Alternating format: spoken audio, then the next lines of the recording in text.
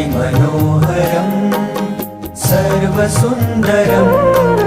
तिलकलक्षणं चञ्चलेक्षणं विबुधवन्दितं स्वामिनाथ ते वपुरिहास्तु नो नित्यदर्शने मदनमोहनं प्रेमदोहनं नयनगोचरं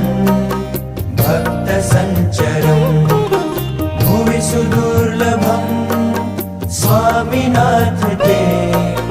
वपुरिहास्तु नो नित्यदर्शने निजजनैः सदा वाञ्छितं हृदा